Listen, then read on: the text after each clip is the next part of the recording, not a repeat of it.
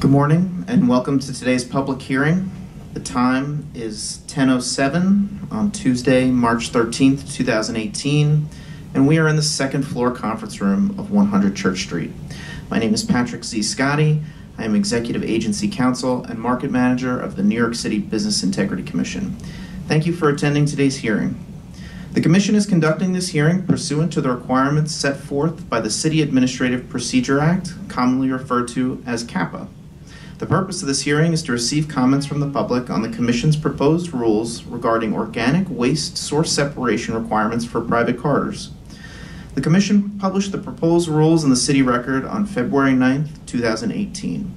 We also disseminated a copy of the rules via email to all New York City local elected officials, the managers of all 59 community boards, several media organizations in the city, and other interested parties. Lastly, we posted the proposed rules on both the Commission's and the New York City Rules websites.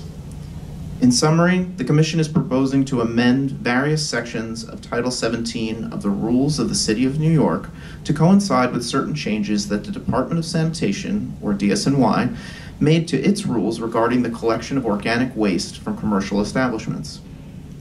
This change is necessary because the Commission regulates the private carters who provide trade waste and recycling collection to businesses in the city.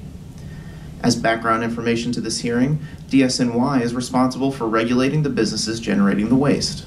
The Commission's rules refer to those businesses as commercial establishments. Commercial establishments are required to recycle designated materials such as glass, metal, plastics, and paper in accordance with DSNY's commercial recycling rules.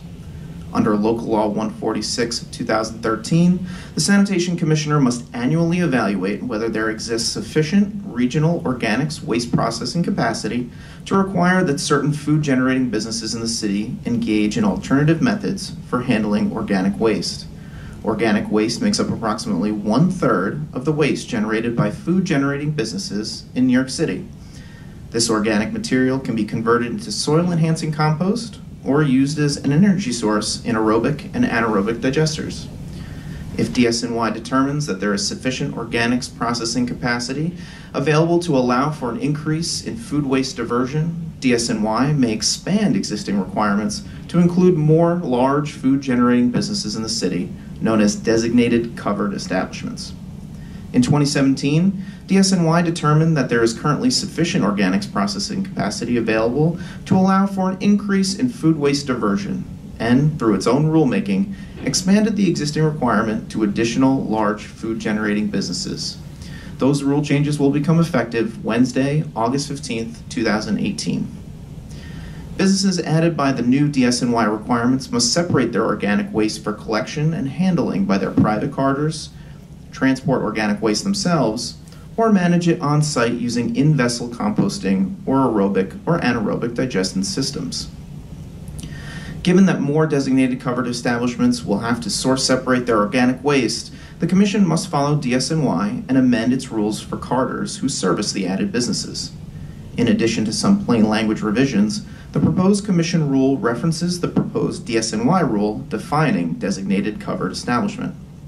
The Commission also proposes to amend the rules regarding requirements for containers and decals that may be provided by licensees to designated covered establishments. That concludes the summary of the proposed rule changes at issue at this hearing. You may present an oral statement for the record or submit written comments concerning the proposed rule changes. Additionally, the Commission has been accepting written comments on the proposed rule since the publication in the City Record and will continue to do so through the close of business today.